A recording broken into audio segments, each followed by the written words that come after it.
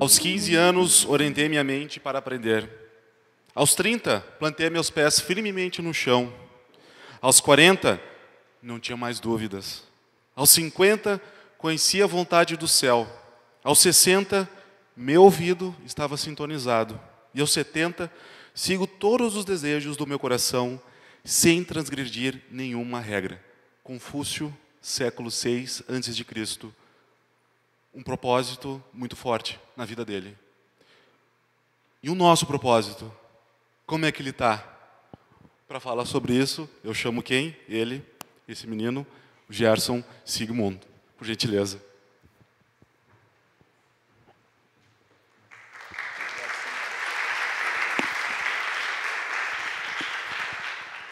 Bom dia. Bom, vocês vieram num evento sobre propósito, e isso, de certa forma, nos desacomoda um pouco.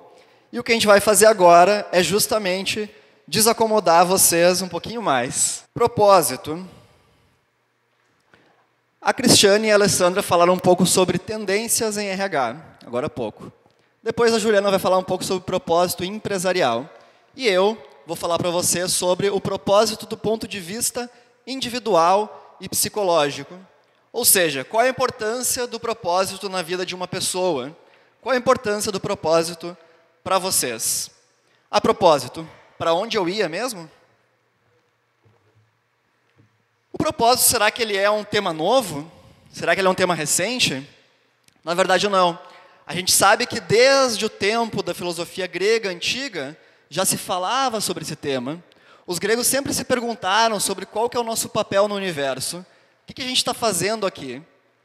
Mais especificamente, a filosofia, na verdade, ela sempre se preocupou com essa questão, né? Quem eu sou, para onde que eu estou indo? E Aristóteles, um representante dessa filosofia grega, na sua teleologia, traz a ideia de que o propósito ele é inerente ao ser humano. E que o bem supremo do ser humano consiste não apenas em ter uma virtude, mas em exercitá-la. E quando a gente tem uma virtude, conhece algo, isso só vai ser útil se for praticado e se for aplicado. Ou seja, não basta nós termos um propósito, nós temos que colocá-lo em ação. Isso a filosofia traz desde mais de 2000 anos. E aí, ao longo do desenvolvimento da história da humanidade, esse tema foi muito trabalhado, só que não tem como eu fazer toda essa história, então eu vou pular alguns séculos. E vou vir para o século XX, com Viktor Frankl, um grande representante da psicologia humanista. Viktor Frankl, para quem não sabe, foi um médico, psiquiatra, judeu, que serviu nos campos de concentração como prisioneiro. E ele traz, então, essa experiência nos campos de concentração nazistas, da Segunda Guerra, e traz a ideia do propósito. E ele falava, então, que ao longo dessa experiência, ele observou muitas pessoas vivendo e morrendo. E o que ele nos conta é que algumas pessoas morriam antes de parar de respirar, enquanto outras caminhavam para a morte com o peito aberto e a cabeça erguida. E ele vai nos falar, então, que o propósito, ele é uma condição inevitável para a felicidade do ser humano. Ele nos diz que o propósito é o eixo de uma vida humana digna. Bom, e hoje em dia? A psicologia ela se preocupou por muito tempo com as patologias, né? Nós somos hoje especialistas e muito conhecedores sobre depressão, ansiedade, estresse, diversos tipos de transtornos. Porém, nós somos ignorantes no que diz respeito à felicidade do ser humano, sobre o que nos realiza enquanto pessoas. Então, com a virada do século, um psicólogo chamado Martin Seligman, ele também traz uma virada na psicologia. No ano 2000, ele lança um artigo sobre psicologia positiva. E a psicologia positiva tem como objeto de estudo os potenciais do ser humano. Então, a psicologia positiva vai estudar e vai promover os potenciais da humanidade, suas virtudes, a realização e também o que faz as pessoas felizes e o propósito. Portanto, para a gente poder falar sobre propósito, precisamos entender do que nós estamos falando. O propósito ele é um tema que tem sido trabalhado, hoje em dia, de uma forma um tanto superficial. Porém, nós aqui nesse auditório não podemos cair nesse erro, né? De reproduzir ideias, de reproduzir coisas, sem pelo menos refletir sobre elas, sem entender minimamente do que nós estamos falando. Então, o que é o propósito? Eu trago aqui 2 autores da psicologia positiva que vão definir o propósito, que são o McKnight e o Cashdan. Eles nos dizem o seguinte: o que é o propósito? É um objetivo central e organizador na vida de uma pessoa. É também um processo cognitivo que define objetivos de vida e fornece um senso de sentido individual. Então, pessoal, um objetivo central e organizador na vida de uma pessoa. Isso significa que o propósito está muito relacionado com a nossa identidade, porque aquilo que está no centro da nossa vida vai formar uma identidade, vai nos dizer o que é importante. Não dizem por aí que se tu quiser conhecer uma pessoa, tem que perguntar quais são os sonhos, as aspirações dela? É mais ou menos essa a ideia. E além do mais, quando eu tenho um objetivo central, algo que está no centro da minha vida, eu vou organizar toda a minha vida em torno disso. Então, não apenas a minha identidade vai estar relacionada a isso, mas também as minhas ações. Afinal de contas, o que nós somos? Nós somos uma combinação das nossas experiências passadas, ou seja, nossas memórias, das nossas escolhas atuais, aquilo que nós fazemos no presente, e também dos nossos planos e sonhos futuros. Por isso o propósito vai estar relacionado com a identidade, porque escolhas e planos dependem de qual é o nosso propósito. Ok? E esse propósito, então, ele vai ser organizador. Então, a minha vida ela vai começar a se organizar em torno disso. As minhas ações, os meus recursos, as minhas escolhas, elas vão estar voltadas para o meu propósito, conheça ele, eu ou não. Muito bem. O propósito ele pode ser, de uma forma, uma analogia que nós podemos utilizar, é de uma bússola. Então imaginem vocês que vocês estão em alto mar. Vocês têm um barquinho, vocês têm algumas provisões para a viagem, tem comida, tem água, tem até um remo. Para que vocês consigam aproveitar esses recursos, vocês precisam saber para onde estão indo. Então, precisam de uma bússola. Porque senão vocês vão ficar dando voltas, e vai acabar os recursos, vai acabar a comida, vai acabar a água, e no fim, a viagem não valeu a pena, porque a gente não chegou em lugar nenhum. Então, no fim das contas, foi um desperdício daquilo que eu tinha. É uma forma, então, de nós entendermos para que serve o propósito. Serve para nos orientar, serve para definir para onde nós estamos indo. E, inclusive, uma questão interessante sobre o propósito é que ele nunca é alcançado.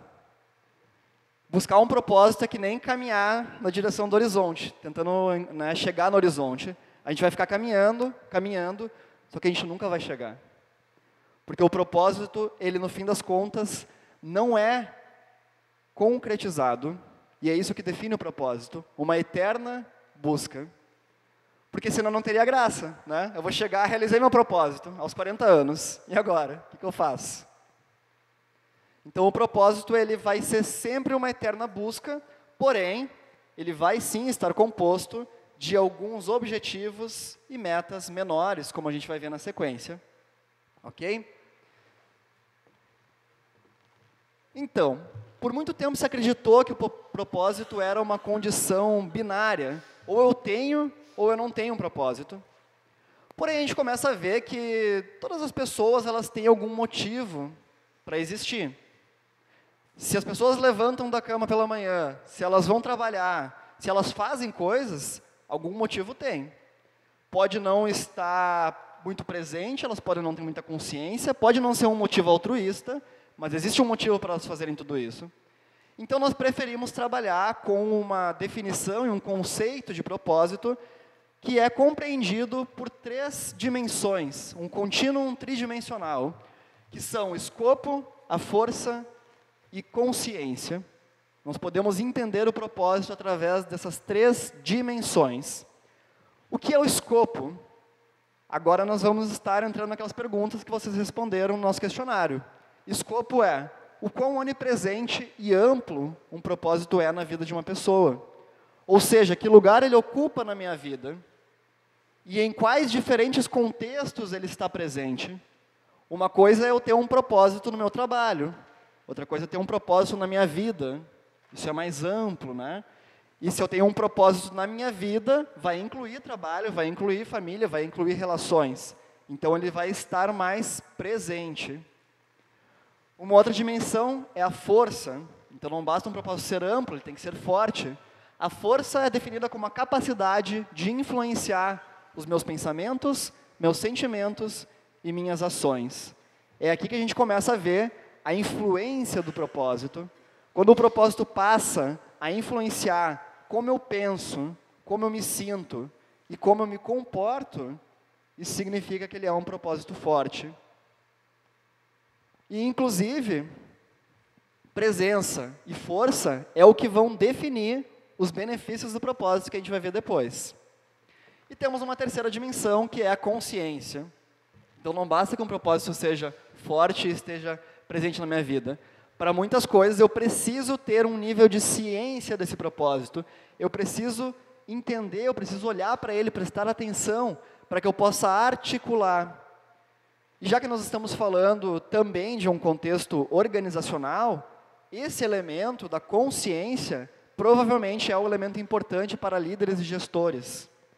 Porque eu preciso ter consciência do que eu estou fazendo para poder também influenciar outras pessoas, para poder articular isso numa equipe e numa organização. Então vejam que são 3 elementos, não é uma questão de sim ou não, não é uma questão de tem ou não tem, é uma questão de como está o meu propósito em relação ao seu escopo, em relação à sua força e em relação à sua consciência, à minha consciência sobre ele. E só para vocês terem uma noção de quão complexo é esse fenômeno, que a gente tende muitas vezes a simplificar e a superficializar, o propósito ele é influenciado e também influencia diversos elementos que estão presentes aqui. A começar pelos objetivos. Então, uma coisa importante é que objetivos e metas não são sinônimo de propósito. Filosoficamente, o propósito é como se fosse um espírito que anima as minhas metas. É o que está por trás das minhas metas, é a energia que move elas. Então, metas sem um propósito vão ser metas vazias, ou metas muito superficiais, ou metas muito curtas, ok? Deixa eu fazer uma pergunta para vocês. O que tem em comum pessoas que fazem trabalho voluntário, diabéticos que têm bichinhos de estimação, pessoas que oferecem suporte social? O que esses grupos têm em comum? Recapitulando, 3 grupos. Pessoas com diabetes que têm bichinhos de estimação, pessoas que fazem voluntariado e pessoas que oferecem apoio social, em geral, para amigos, para a família, né? Pessoas generosas com seus relacionamentos. O que esses 3 grupos têm em comum? Quem chuta? Amor para dar. Um propósito, né? Um propósito. Mas mais do que isso, como resultado, esses 3 grupos têm em comum uma vida mais longa. Longevidade, literalmente.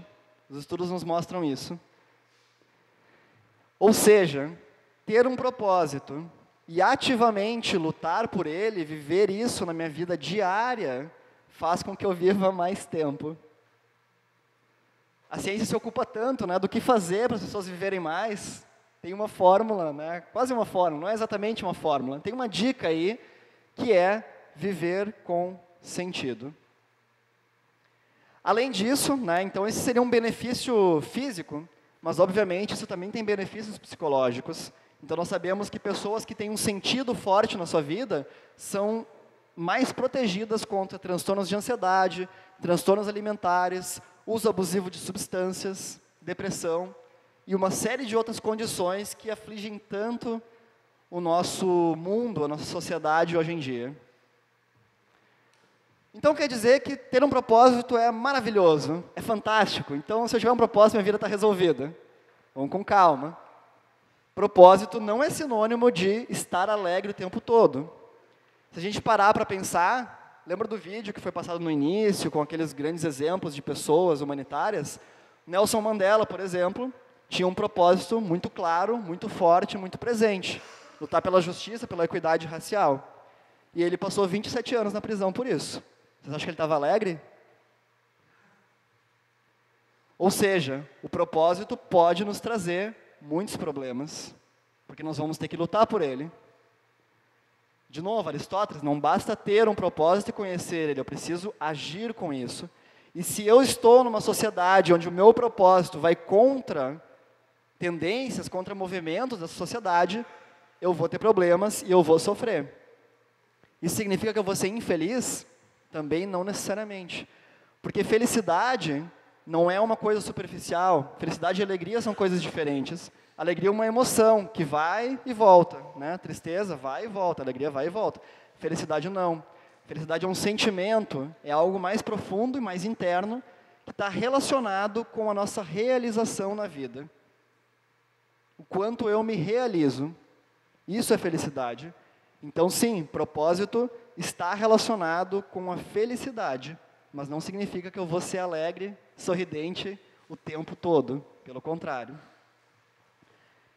O propósito também depende de nós estarmos cognitivamente engajados. E essa cognição, quando se fala de propósito, não é uma cognição simples, é uma cognição complexa, muito relacionada a aspectos de processamento cortical do nosso cérebro. Isso significa que, agora vem uma coisa que vocês talvez fiquem bravos comigo, propósito não é para todos. Existem pessoas que não vão ter um propósito e que vão ser tranquilamente felizes com isso. Por quê? Porque a cognição delas não entende que o propósito é uma coisa importante e não tem problema algum com isso. O problema está em nós. Quando a gente começa a perceber que o propósito é uma coisa importante, que a vida é um pouco mais do que nascer, crescer, estudar, casar, trabalhar, se aposentar e morrer, a gente começa a sofrer se não tem um propósito. A gente começa a ver que o que eu estou fazendo com o meu tempo, o que eu estou fazendo com a minha vida. Quando eu chegar lá na frente e olhar para trás, eu vou estar satisfeito? Quando eu tenho esse nível de aprofundamento, esse nível de consciência, nesse momento eu absolutamente preciso de um propósito. Senão, eu vou ser bastante frustrado, bastante infeliz e bastante insatisfeito. E, pessoal, uma coisa bem interessante é que o propósito ele vai, então, nos mover para frente. O propósito nos torna seres humanos em evolução, nos torna seres humanos que, como eu falei, caminham em direção ao horizonte. Nos torna, de certa forma, mais humanos, porque permite também que nós façamos algo para aquelas pessoas que estão ao nosso redor. Vamos entender, então, como que o propósito atua na nossa vida. Na verdade, é bem simples. Eu tenho lá um propósito, é como se fosse um sol na minha vida. Desse sol vão emanar objetivos maiores. Então, começa a se concretizar. O propósito eu nunca realizo, os objetivos sim. Então, eu vou ter grandes objetivos na minha vida, grandes sonhos, que podem sim ser alcançados. Mas esses sonhos estão conectados com esse propósito. Depois dos objetivos maiores, eu vou ter também objetivos menores, que vão se desdobrando cada vez de forma mais concreta. Depois, em metas, que podem ter curto e médio prazo. E dessas metas, vai chegar no nosso dia a dia, cada uma das nossas ações. Então, percebam que cada ação, cada objetivo, menores ou maiores, estão conectados a esse propósito. E quanto mais eu reflito, quanto mais eu ajo, mais eu vou estar alimentando essa ideia. Então eu preciso de reflexão, eu preciso de organização e eu preciso de muita ação. Tudo isso com um sentido. E eu quero trazer e deixar essa ideia bem clara de que propósito, embora nós nunca alcancemos ele, nós vamos estar constantemente agindo e caminhando em direção a ele. Então é algo ativo, é algo organizador na minha vida. Não é uma ideia subjetiva que eu deixo lá de canto e vou vivendo a minha vida sem ela. Pode ser, depende de cada um. Mas ele não precisa ser isso. Ele pode e deve ser muito mais ativo. Então, resumindo, sintetizando o que eu coloquei até aqui. O propósito nos torna mais felizes, nos torna mais resistentes e nos torna mais eficazes, porque nos organiza. Só que isso só vai ser, de fato, alcançado se o meu propósito for forte, se ele influenciar os meus pensamentos, ações e sentimentos. Só vai ter esse efeito se ele estiver, de fato, presente na minha vida, se ele for um propósito amplo, que abarque diversos contextos, diversos momentos da minha existência. E só vai ter esse efeito se ele for um propósito consciente, se eu tiver consciência de qual é o meu propósito, de por que eu estou aqui, de para onde eu estou indo. Dito isso, eu comecei com uma provocação e termino com uma provocação. Qual é o seu propósito? Muito obrigado.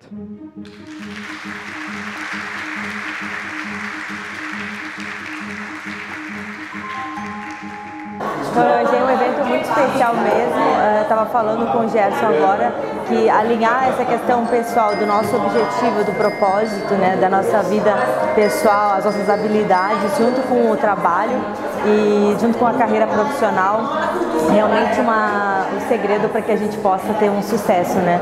Alinhar a nossa carreira, os nossos objetivos, os nossos sonhos de vida com aquilo que a empresa tem também como os valores, é realmente um desfecho para sucesso. Então foi muito especial mesmo.